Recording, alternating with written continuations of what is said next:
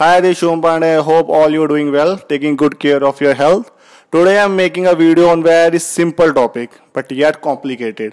तो ये जो टॉपिक है जो मैं बनाने जा रहा हूँ वो है कि highest civilian award of India. जैसे कि हाईएस्ट सिविलियन अवार्ड की मैं हैराकी कहूँ तो हाईएस्ट सिविलियन अवार्ड हमारे देश का क्या हो जाता है, काफियों को पता होगा, भारत रत्न। ठीक है, तो ये हाईएस्ट सिविलियन अवार्ड होता है। उसके सेकंड जो हमारा हाईएस्ट सिविलियन अवार्ड होता है वो होता है पद्म विभूषण, फिर पद्म भूषण, फिर फोर्थ हो जाता है for civilian award Padma Shri. ठीक है, तो एक तरह से हैराकी होती है हमारे सिविलियन अवार्ड की। सबसे पहले भारत रत्न, पद्म विभूषण, पद्म भूषण, पद्म श्री। ठीक है, तो सबसे पहले हम बात आज सिर्फ करेंगे भारत रत्न की। ठीक है, भारत रत्न क्या होता है, कितनों को मिला है, क्या इसमें चीजें मिलती हैं और अभी करंट में किसको मिला है। ठीक है, तो सबसे पहले जो भारत रत्न के ये जो पर्टिकुलर एक अवार्ड है इसके बारे में सिर्फ मैं आपको क्लियर पिक्चर दूंगा, तो इसके बारे में आपको सब कुछ बताऊंगा, क्योंकि आज के जो क्वेश्चन आने लगे हैं आपके एग्जाम में बहुत एडवांस आ गए हैं। वो ये नहीं पूछेगा कि करंट में कितने को मिला है या किस फील्ड के थे, वो ये पूछेगा कि हाँ अगर वो मिला है तो भाई कब किस डेट को मिला था, वो पर्टिकुलर किस फील्ड के थे, उन्होंने क्या सर्व किया है। और वो आजकल ये भी पूछने लग जाते हैं कि जो चीज मिलती है उसमें क्या है। जैसे कि सबसे पहले मैंने यहाँ पे पिक्चर लगा रखी है जिसमें आपको दिख रहा होगा कि ये जो मेडल मिलता है हमारे भारत में, एक तरह से मेडल होता है, ये किसकी शेप में है आपको दिख रहा होगा, ये पीपल के पत्ते की शेप में है। और इसमें दो चीजें हैं, आपका फ्रंट एंड बैक। ठीक है, तो जो फ्रंट आपको दिख रहा होगा इसमें गोल तरीके का एक सूरज बना हुआ है, इसको सन है, ये एक सन की शेप में एक सन बना हुआ है, मतलब गोल से सर्कल की शेप में एक सन बना हुआ है, जो सन में लग भी नहीं रहा होगा पर ये सन है। ठीक है, उसके बाद सन के नीचे क्या लिखा हुआ वो आपके देवनागरी स्क्रिप्ट में क्या लिखा हुआ है, भारत रत्न। ठीक है, जो ये भारत रत्न लिखा हुआ है। उसके बाद आपको क्या तो कहते हैं, इसका एक और व्यू देखने को मिल रहा होगा जो कि इसका रिवर्स साइड है। रिवर्स साइड में आपको यहाँ पे नेशनल एम्बलम दिख रहा होगा। नेशनल एम्बलम किससे लिया गया है, वो अशोक के पिलर से लिया गया है। ठीक है, तो नेशनल एम्बलम में हमारे 4 शेर होते हैं। ठीक है, और उसके नीचे देवनागरी में क्या लिखा हुआ है, यहाँ पे सत्यमेव जयते, मतलब सत्य की हमेशा जीत होती है, सबसे आगे, मतलब एक तरह से ट्रुथ या सत्य रहता है। ठीक है, जो भी देवनागरी स्क्रिप्ट में। तो ये वो पूछ लेते हैं कि भाई इसकी शेप क्या है, तो आपको शेप बतानी हो, पीपल के पत्ते की शेप में है। फिर सबसे फ्रंट में क्या है, सन बना हुआ है, भारत रत्न लिखा हुआ है, ये गोल सा सन है। ठीक है, आपको याद रखना है। उसके बाद यहाँ पे जो रिवर साइड देखा जाए तो उसमें नेशनल एम्बलम है, उसमें 4 शेर। एक्चुअली हमारे नेशनल एम्बलम में भी एक क्वेश्चन आया था, उसमें कितने शेर है, काफी को 3 दिखते हैं पर असल में 4 शेर है। एक पीछे साइड को जो हमें दिखता है विजिबल 3 है। अब ये भी क्वेश्चन बनता है कि विजिबल कितने शेर है, तो विजिबल 3 है और एक्चुअली कितने 4 है। ठीक है, तो अब इसके बारे में मैंने विकीपीडिया का एक लिंक लगा रखा है जहाँ पे आप ये पेज में देख सकते हैं। तो मेन चीज़ों पे टॉपिक पे डिस्कस करेंगे, जो मेन इसमें वो है, बाकी मैं इसमें फालतू हम इसको लेंथी करने की ज़्यादा कोशिश नहीं करेंगे। ठीक है, तो सबसे पहले भारत रत्न हो जाता है वो हमारा हाईएस्ट सिविलियन अवार्ड हो जाता है। अब सबसे पहले आपको वर्ड दिख रहा होगा सिविलियन। सिविलियन का मतलब होता है कि क्या तो कहते हैं, सबसे पहले जो ये सिविलियन है ये आपके 2 तरह के अवार्ड होते हैं। एक होता है आपके मतलब गैलेंट्री अवार्ड, जो एक तरह से पीस टाइम अवार्ड, जो आपके सिर्फ डिफेंस फोर्सेस के लोगों को मिलता है। कुछ अवार्ड आपके सिर्फ डिफेंस फोर्सेस के लोगों को मिलता है, जो आपके फोर्सेस जो लड़ाई कर रही है या कोई ऐसा एक्सेप्शनल गुड काम कर रही है, किसी एक पर्टिकुलर टास्क का काम कर रहे हैं, तो उनको अवार्ड मिलता है। दूसरा होता है सिविलियन अवार्ड। सिविलियन होता है आम नागरिक, कोई भी अच्छा काम कर रहा है, बहुत अच्छा काम कर रहा है, तो वो इस अवार्ड का हकदार हो जाता है। कोई भी किसी भी फील्ड से ताल्लुकात रख सकता है। ठीक है, तो ये हाईएस्ट सिविलियन अवार्ड है, मतलब इससे बड़ा आपको सिविलियन अवार्ड नहीं मिल सकता। भारत रत्न से ऊपर कोई अवार्ड नहीं है इंडिया में। ठीक है, तो ये आपको याद रखना पड़ेगा ये कब स्टार्ट हुआ है। तो सबसे पहले ये 2 जनवरी 1944 से स्टार्ट हुआ है। पर लेकिन आपको ये चीज़ यहाँ पे रखनी पड़ेगी, जो ये अवार्ड बनी थे, तो जो अवार्ड ये बने थे ये पहले कुछ लिमिटेड मतलब फील्ड के अंदर ही ये दिए जाते थे। ठीक है, जैसे कि अगर यहाँ पे जैसे कह रखा था award for confirm recognition exceptional service performance highest order without distinction race. अब ये अवार्ड सबसे पहले आपको ये बताता हूँ, जो ये अवार्ड है ये किसी भी रेस, मतलब एक तरह से किसी जाति प्रजाति को नहीं देखता या जनजाति को नहीं देता कि ये पर्टिकुलर जाति से इसको ये इसमें नहीं आते। सारी जितनी भी जनजातियाँ, ST SC OBC जनरल या कोई भी तरह से जो अलग अलग जाति ट्राइबल वगैरह सारी जाति के अंदर आता है। बस आपने अच्छा काम किया होना चाहिए, एक उत्तम काम किया होना, ये आप उसके हकदार होते हैं। तो कोई भी जाति, कोई भी ऑक्यूपेशन, पोजीशन और सेक्स का पर्सन मतलब फीमेल या मेल हो सकता है जो ये अचीव कर सकता है। पर इसमें एक ये चीज है, कुछ ये ओरिजिनली जब ये बना था तो ये अचीवमेंट, जो आपके अचीवमेंट कुछ अलग अलग फील्ड बनी हुई है, लिटरेचर की अलग फील्ड है, साइंस की अलग फील्ड है, आपकी पब्लिक सर्विसेज, आर्ट्स की अलग फील्ड है। तो ये कुछ मतलब एक तरह से मैं कहूँ फील्ड तक ही ये लिमिटेड था। जैसे यहाँ पे लिखा हुआ है आर्ट्स की फील्ड तक, आर्ट्स की फील्ड है। उसके बाद आपका यहाँ पे लिटरेचर, साइंस और पब्लिक सर्विस। जब ये एक्चुअली बना था, जब ये ओरिजिनली ये अवार्ड बनाया था, तो उन्होंने ये कुछ लिमिटेड फील्ड रखी हुई थी, जैसे कि लिटरेचर, साइंस, पब्लिक सर्विसेज और यहाँ पे आर्ट्स। तो उसके बाद ये कहते नहीं, ऐसा नहीं करते हम, सारे एक तरह से जितने भी हमारे यहाँ पे अलग अलग फील्ड है सबके लिए खोल देते हैं। तो इन्होंने क्या किया, दिसंबर 2011 में उन्होंने एक तरह से ये सारी फील्डों के लिए यहाँ पे जैसे लिखा हुआ है ना कि the government expended the criteria to include any human endeavour in the December 2011। तो इन्होंने 2011 में दिसंबर में ये इन्होंने डिसाइड किया हमारे गवर्नमेंट ने कि हम ये सारी जो भी ह्यूमन एंडेवर कोई भी बहुत उत्तम कार्य करता है किसी भी फील्ड का हो वो, तो उसको ये अवार्ड का ये नॉमिनी हो सकता है। ठीक है, अब यहाँ पे एक और चीज़ आपको समझनी पड़ेगी कि ये अवार्ड का मतलब एक तरह से जैसे कि वोटिंग होती है या कोई इसको रिकमेंड करता है तो क्या होता है, तो ये एक्चुअली रिकमेंडेशन पे काम होता है कि भारत रत्न की रिकमेंडेशन जो है वो प्राइम मिनिस्टर देता है, हमारा पीएम आज के टाइम में हमारे नरेंद्र मोदी।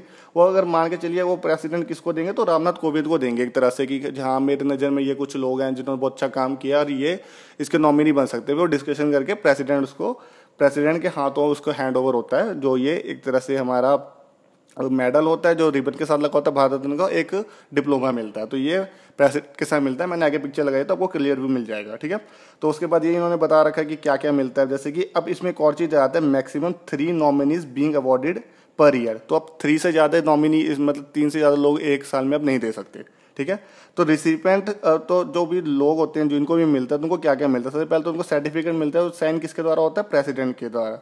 कौन होता है, अपने रामनाथ कोविंद है जो कि 14th प्रेसिडेंट ऑफ इंडिया। ठीक है, और उसमें क्या होता है, पीपल लीव के शेप का मेडल होता है। उसके बाद ये याद रखना इसमें कोई मनी नहीं मिलती, जब कुछ अवार्ड्स में मनी मिलती है 4 लाख 5 लाख 10 लाख, ठीक है, तो अलग वो मनी के लेवल पे तो कुछ नहीं मिलता है। इनको कुछ एक तरह से मतलब बहुत सारे पर्क्स मिलते हैं, बहुत सारी सुविधाएं मिलती है इनके ट्रेन में फ्री, मतलब इनकी मतलब वो एक तो जर्नी हो सकती है प्लेन वगैरह में, तो बहुत सारी चीज़ें हैं वो अलग अलग चीज़ें हैं। तो उसके बाद इनको सबसे पहले आप याद रखिएगा एक पीपल के लीव का शेप का मेडल मिलता है और एक इनको वो मिलता है डिप्लोमा टाइप, उनको एक कागज मिलता है जो उनको सर्टिफिकेट होता है, उनको किसके द्वारा साइन होता है, प्रेसिडेंट के द्वारा साइन होता है। ठीक है, सर्टिफिकेट, ठीक है, certificate sign by the president. Okay, अब यहाँ पे सबसे मेन जो क्वेश्चन आते हैं इसमें से कि अब जैसे कि कोई भी आप एसएससी या बैंकिंग या पिछला बहुत एग्जाम कोई भी एग्जाम उठा के देख लीजिए तो उसमें एक तरह से ये पूछता है कि हाँ भाई सबसे पहले कौन थे विनर, उसके बाद जो नॉन इंडियन इंडिया के ना होते हुए भी जो उनको भारत रत्न अवार्ड मिला और कौन से ऐसे हैं जिनको मरनों के बाद मिल गया, मरणोपरांत अवार्ड मिला या करंट में कौन मिला, वो तो चलते रहता है। तो इसमें कुछ डिस्कस करूंगा, जैसे कि सबसे पहले आपका यहाँ पे लिखा हुआ फर्स्ट रिसिपिएंट, जो सबसे पहले मिलने वाले लोग थे उनको किनको मिला था। तो सबसे पहले मिलने वाले लोग जो थे हमारे इंडिया के, आपके नाम सुना होगा सी गोपालाचार्य, चक्रवर्ती गोपालाचार्य, वो हमारे इंडिया के लास्ट गवर्नर जनरल थे। ठीक है, याद रखिएगा, वो गवर्नर जनरल जो ब्रिटिश अपने ब्रिटेन के लोग होते थे हमारे इंडिया में, बंगाल के गवर्नर जनरल ऑफ बंगाल, फिर वो एक तरह से वाइस रॉय, वो पोस्ट का अलग अलग नाम हुआ, तो वो होते थे। तो इंडिया के जो एक टाइम के लिए कुछ टाइम के लिए जब इंडिया को इंडिपेंडेंस मिली तो कुछ टाइम के लिए हमारे इंडिया के भी एक रहे थे, वो उनका नाम था चक्रवर्ती गोपालाचारी। ठीक है, तो आपको याद रखना है, इनसे जो भी इनसे रिलेटेड अलग क्वेश्चन आएंगे मैं आपको बताते जाऊंगा। ठीक है, तो राजगोपालाचारी वो सबसे पहले थे, 3 लोगों को मिला था सबसे पहली बारी में। तो उसमें सबसे पहले व्यक्ति थे सी राजगोपालाचारी में, चक्रवर्ती राजगोपालाचारी। वो एक तरह से इंडिपेंडेंस एक्टिविस्ट भी थे, पॉलिटिशियन भी थे उस टाइम, और ये एक तरह से लास्ट मतलब अपने गवर्नर जनरल ऑफ इंडिया भी रहे हैं। ठीक है, तो ये याद रखना, सबसे पहले रिसेंट ये थे। अब जो सेकंड थे हमारे वो थे हमारे सर्वपल्ली राधाकृष्णन। अब ये आपने नाम सुना होगा सर्वपल्ली राधाकृष्णन, ये हमारे वाइस प्रेसिडेंट भी रहे हैं। ठीक है, उसके बाद ये हमारे प्रेसिडेंट भी रहे हैं। ठीक है, तो ये हमारे प्रेसिडेंट और वाइस प्रेसिडेंट दोनों ये चीज़ें हमारे इंडिया के रहे हैं। अब ये क्वेश्चन भी आ जाता है कि वो कब से कब तक वाइस प्रेसिडेंट और इंडिया के प्रेसिडेंट रहे हैं। तो ये हमारे वाइस प्रेसिडेंट इंडिया के 52 से 62 रहे थे 10 साल, फिर 62 से 67 हमारे प्रेसिडेंट ऑफ इंडिया रहे थे। ठीक है, तो आपको ये याद रखना पड़ेगा, ये कुछ इनसे किनकी मतलब एक तरह से क्वेश्चन जो आपको आ जाते हैं, कोई भी यहाँ पे चीज़ आएगी तो उसका आपको 4 तरीके से सोचना है कि अगर ये नाम सुना सुना लग रहा है तो इसमें और क्या क्या इसके क्वेश्चन बन सकते हैं। ठीक है, उसके बाद थर्ड हमारे आता है, वो भी काफ़ी इंपॉर्टेंट पर्सन होता है, उनका नाम भी आपने काफ़ी सुना होगा, सीवी रमन। तो सीवी रमन को हमारा नोबेल प्राइज ही मिला हुआ है, जो हाईएस्ट मतलब वर्ल्ड में माना जाता है एक तरह से नोबेल प्राइज। नोबेल प्राइज की भी अलग अलग फील्ड है, फिजिक्स है, उसके बाद लिटरेचर वगैरह, उसकी हम एक अलग सेपरेट वीडियो में डिस्कशन करेंगे, वो अपने आप में बहुत बड़ा टॉपिक है। तो सीवी रमन को मिला था, किस लिए मिला था, इन्होंने रमन इफेक्ट किया था। अब रमन इफेक्ट क्या था, एक तरह से स्कैटरिंग ऑफ लाइट वगैरह, स्कैटरिंग थी रमन स्कैटरिंग, वो उन्होंने पूरी लाइट की निकाली थी। ठीक है, तो इनको हमारे थर्ड पहली बारी में 3 लोगों को मिला था, सबसे पहले था श्री राजगोपालाचारी, फिर उसके बाद हमारे वाइस प्रेसिडेंट और प्रेसिडेंट सर्वपल्ली राधाकृष्णन, थर्ड थे हमारे सीवी रमन जो फिजिक्स के क्षेत्र में एक तरह से फिजिसिस्ट थे, उनको ये मिला था। ठीक है, ठीक है, उसके बाद अब ये लगा लीजिए उसका since the award been bestowed upon 48 individual, अभी तक वो 48 इंडिविजुअल को ये प्राइज मतलब मिल चुका है। उसके बाद में 16 कौन है, पोस्टह्यूमसली। अब पोस्टह्यूमसली का मतलब है कि मरणोपरांत, मतलब मरने के बाद उसमें 16 लोग ऐसे, टोटल 48 लोगों को मिला, उसमें भी 16 लोग ऐसे जिनको मरने के बाद मिला हुआ है। अब ये सब क्वेश्चन बहुत जगह मैंने देखा है कि सबसे पहले व्यक्ति कौन थे जिनको मरने के बाद मिला था। तो मरने के बाद सबसे पहले व्यक्ति थे लाल बहादुर शास्त्री। और लाल बहादुर शास्त्री आपको पता ही होगा, लाल बहादुर शास्त्री हमारे सेकेंड क्या थे, प्राइम मिनिस्टर, ठीक है, आफ्टर जवाहरलाल नेहरू, ठीक है। और ये लाल बहादुर शास्त्री का ये भी है कि ये अपना पूरा टेन्योर कंप्लीट नहीं कर पाए थे क्योंकि इनकी ताशकंद में मृत्यु हो गई थी, किसी न्यूक्लियर डील के लिए गए थे। तो ये है, ठीक है। तो आपको ये चीज़ें याद रखने, इनसे रिलेटेड कोई भी आता है। अब उसके बाद एक और क्वेश्चन ये भी बन जाता है कि यंगेस्ट रिसिपेंट कौन है हमारे जो भारत रत्न जिन्होंने मतलब एक तरह से रिसीव किया, तो वो हो जाते हैं हमारे सचिन तेंदुलकर। सचिन तेंदुलकर मतलब बहुत इंपॉर्टेंट पर्सनैलिटी है, वो तो मेरे ख्याल से किसी को इनकी इंट्रोडक्शन देने की जरूरत नहीं है, ठीक है। तो इन्होंने 100 मतलब शतक बनाए हुए, जिन हाईएस्ट अभी तक उसमें पूरे वर्ल्ड में माना जाता है, ठीक है, इंटरनेशनल लेवल पे। उसके बाद ये यंगेस्ट रिसिपेंट हो जाते हैं हमारे उसके भारत रत्न के। उसके बाद आगे चीजें आती, फिर एक छोटा सा क्वेश्चन ये भी बन जाता है, धोंदो केशव कार्वे, इनको मिला था 100, इनके 100 बर्थडे में मिला था, ठीक है, सुब्बलक्ष्मी। तो मेन उसके बाद आगे जब क्वेश्चन बनता है वो ये बनता है कि कौन से, ये बहुत इंपॉर्टेंट क्वेश्चन बनता है क्योंकि मैंने खुद ये क्वेश्चन टैकल किया हुआ है अपने एग्जाम के, जब एग्जाम दे रहा था तो उसमें ये आया था कि कौन से मतलब ये मतलब क्वेश्चन बनता है कि कौन से नॉन इंडियंस, अब यहाँ पे समझना पड़ेगा आपको, नॉन इंडियंस और फॉरेनर कौन थे। अब नॉन इंडियंस वो होते हैं जो इंडिया के ना होते हुए भी ये अवार्ड उनको मिला है। तो यहाँ पे 3 पर्सन्स हैं। सबसे पहले आते हैं मदर टेरेसा, उसके बाद खान अब्दुल गफ्फार खान या अब्दुल गफ्फार खान सिंपल से आप नाम ले सकते हैं। उसका थर्ड आता है नेल्सन मंडेला। अब यहाँ पे आपको मदर टेरेसा का सबसे बड़ा यहाँ पे क्वेश्चन क्या फंसाता है, वो मदर टेरेसा वो है नेचुरलाइज सिटीजन, ठीक है। अब मैं पॉलिटी का जब मैं चैप्टर कराऊंगा उसमें आपको उसके पार्ट्स अलग अलग होते हैं। पहला union territory, second citizen. Citizen का मतलब होता है, सिटीजन में अलग अलग बता रखे कि आप इंडिया के सिटीजन कैसे ग्रहण कर सकते हैं, कैसे लीव कर सकते हैं, कैसे छोड़ सकते हैं। तो अब एक नेचुरलाइज सिटीजन वो होता है कि जो इंडिया में रह रहा है काफी टाइम से और उसने अप्लाई कर दिया है। जैसे मान के चलिए कोई फॉरेनर हमारे इंडिया में आया, उसको इंडिया काफी पसंद आएगा, तो उसने अप्लाई कर दिया कि हाँ भाई मैं यहाँ पे इंडिया में रहना चाहता हूँ। वो सारा कुछ गवर्नमेंट को अपने कागज सबमिट करेगा, अपने रिकॉर्ड सबमिट करेगा, मैं ये काम करता हूँ, मैं इतने साल से रह रहा हूँ, मेरा ट्रैक रिकॉर्ड बिल्कुल सही है, कोई क्रिमिनल केस नहीं हुआ मेरे पे, ऐसे करके। तो उसके इंडिया के वो गवर्नमेंट एजेंसी डिसाइड करेगी हाँ इसको सिटीजनशिप देनी है कि नहीं। तो वैसे नेचुरल सिटीजन ये है। तो इंडिया में रहते हुए काफी टाइम उन्होंने कलकत्ता के बहुत एरिया में काम किया था, मोस्टली कलकत्ता में काम किया था मदर टेरेसा ने, और इनको नोबेल पीस प्राइज ही मिला हुआ है। तो इन्होंने कलकत्ता में इंडिया में बहुत काम किया, तो उनके बाद फिर इनको एक तरह सिटीजनशिप दे दी, तो ये इंडिया की सिटीजन बन गई थी। इनको उनके पास अलग अलग देश की सिटीजनशिप है, जहाँ पर पैदा हुई थी अपने यूरोप साइड उनकी सिटीजनशिप है, उनके बाद फिर इंडिया की सिटीजनशिप थी इनके पास। उसके बाद आगे आ जाता है 2 नॉन इंडियंस, ठीक है। तो एक पाकिस्तान के व्यक्ति थे खान अब्दुल गफ्फार खान। अब ये खान अब्दुल गफ्फार खान, इनको फ्रंटियर गांधी भी कहा जाता है, ये गांधी के बड़े करीब थे। और उसके बाद इन्होंने एक आंदोलन भी स्टार्ट किया था रेड शर्ट के नाम से, ठीक है, वो भी आपको याद रखना है। उसके बाद नेल्सन मंडेला, अब ये भी काफी लोगों ने नाम सुना होगा। नेल्सन मंडेला हमारे कौन है, first black president of south Africa, ठीक है, वही साउथ अफ्रीका जो क्या होता है फाइनल में नहीं पहुंच पाती आपके वर्ल्ड कप में, ठीक है, एबी डिविलियर्स वाली टीम, ठीक है। तो साउथ अफ्रीका, अब ये नेल्सन मंडेला हमारे फर्स्ट ब्लैक प्रेसिडेंट होते हैं साउथ अफ्रीका के। और नेल्सन मंडेला की बुकें भी मतलब बुक्स भी इन्होंने कौन कौन सी रिटर्न है वो भी आपके नाम आते हैं, तो long walk to freedom, struggle वगैरह, ठीक है। तो इन सब की नाम आती हैं। अब ये सब क्वेश्चन हो जाते हैं आपके मतलब स्टैटिक जो पुराने क्वेश्चन। अब नए में करंट में आपसे क्या पूछ सकता है कि भाई इस करंट में कौन बना। 2019 जनवरी में आपके डिसाइड होता है 3 लोगों को देना, क्योंकि मैक्सिमम 3 को ही दे सकते हैं। तो अब उनमें 3 लोगों को किन किन को मिला, सबसे पहले नानाजी देशमुख, फिर भूपेन हजारिका, फिर हमारे former president of India Pranab Mukherjee, ठीक है। तो ये इन तीनों को मिला था ये, ठीक है, ये चीजें। अब ये हो गई हमारी सारी बातें। अब मैं थोड़ी सी आपको क्लिप्स बताता हूँ, थोड़ी सी बता के चीजें वीडियो को एंड करते हैं, ठीक है।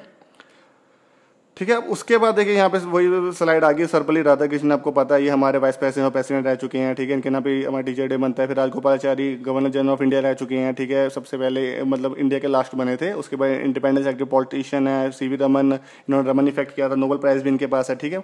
उनका मदर टेरेसा है। फिर ये हमारे जो इंपॉर्टेंट आपको दिख रहे हैं ये हमारे खान अब्दुल गफ्फार खान है, गांधी जी के संग की फोटो है। फिर नेल्सन मंडेला साउथ अफ्रीका के, ठीक है। उनके बाद लाल बहादुर शास्त्री जो कि इनको 1966, अब आपको थोड़ा बहुत याद भी रखना पड़ेगा, जो मेन आपको बताया मैंने इनको कब मिला। तो इनके डेट आपको यदि जाते टाइम जब पेपर में बैठने जाए, पेपर अपना एग्जाम दें, तो लास्ट में उनकी थोड़ी बहुत डेट वगैरह देख लीजिए, करंटली मिला तो किसको किस पर्टिकुलर डेट में मिला, ठीक है। तो इनको 1966 में मिला था। इन्होंने एक स्लोगन दिया था, जय जवान जय किसान, ठीक है। तो लाल बहादुर शास्त्री इनकी ताशकंद में मृत्यु हो गई थी जब ये एक न्यूक्लियर डील के लिए गए थे, ठीक है। अब उनके बाद ये फोटो लगा रखी है मैंने कि देखिए इनको सर्टिफिकेट टाइप मिल रहा है, ठीक है। ये इनके गले में रिबन के साथ हमारा भारत रत्न लगा हुआ है, मेडल लगा हुआ है, ठीक है। ये हमारे प्रणब मुखर्जी। देखिए प्रणब मुखर्जी हमारे प्रेसिडेंट के थ्रू ही मिलता है सबको, तो प्रेसिडेंट ने दिया था हमारे, ठीक है। अब ये क्वेश्चन है कि प्रणब मुखर्जी कौन सा प्रेसिडेंट थे, हमारे 13 प्रेसिडेंट थे, ठीक है। सेकंड मतलब इसके बाद हमारे 14 प्रेसिडेंट रामनाथ कोविंद आए हैं, ठीक है। उसके बाद यहाँ पे आपको प्रणब मुखर्जी दिख रहे होंगे, सबसे पहले ये इस साल के जो मिले सबकी है, ठीक है। उसके भूपेन हजारिका, भूपेन हजारिका कौन थे? भूपेन हजारिका प्लेबैक सिंगर थे, लिरिसिक्स थे, म्यूजिशियन थे, पोएट थे, ठीक है, एक तरह से असम के। और उन्होंने बहुत सारे गाने लिखे हैं, असम के भी लिखे हैं और बंगाली लैंग्वेज में लिखे, बहुत सारे मतलब अलग अलग लैंग्वेज में इन्होंने वहाँ के रीजनल लैंग्वेज में लिखे हैं, ठीक है। अब इनके उसके बाद अगली फोटो आपको दिख रहा होगा, वो है नानाजी देशमुख। अब नानाजी देशमुख कौन थे? वो एक तरह सोशल एक्टिविस्ट थे, ठीक है। वो भारतीय जनसंघ के लीडर थे, तो वो सोशल काम काफी करते थे, तो ये था। अब आगे आपको ये सब दिख रहा होगा, जैसे कि उनकी जब उन्होंने रिसीव किया था तब किया, तो प्रणब मुखर्जी तो उस टाइम प्रेजेंट थे, अलाइव हैं, तो इन्होंने रिसीव किया। अब ये उनके बेटे आपको दिख रहे होंगे, ये भूपेन हजारिका के बेटे हैं, तेज हजारिका, इन्होंने ये रिसीव किया था उनके बिहाफ पे, ठीक है। और उसके बाद थर्ड आपका नानाजी देशमुख के, ये कोई रिश्तेदार है इनकी, एक्चुअली मतलब कोई इन्फॉर्मेशन नहीं थी, तो ये इन्होंने रिसीव किया था इनके लिए, ठीक है, इस जो हमारे 2019 का था, ठीक है। और भूपेन हजारिका के लिए आपको ये दिख रहा होगा, ये भूपेन हजारिका के नाम पे ये बनाया हुआ है ये ब्रिज, ठीक है। भूपेन हजारिका, इसके दो नाम है, भूपेन हजारिका सेतु कहा जाता है इनको, और ढोला सादिया सेतु कहा जाता है। और ये किसको जोड़ता है? असम और अरुणाचल प्रदेश को, ठीक है। ढोला सादिया, भूपेन हजारिका, तो ये सेम ही नाम है, ठीक है। और सबसे लॉन्गेस्ट ब्रिज है ये, याद रखना, इंडिया का लॉन्गेस्ट ब्रिज है, ठीक है। तो ये कुछ इंपॉर्टेंट क्वेश्चन थे। I hope you enjoy the video. Thank you very much.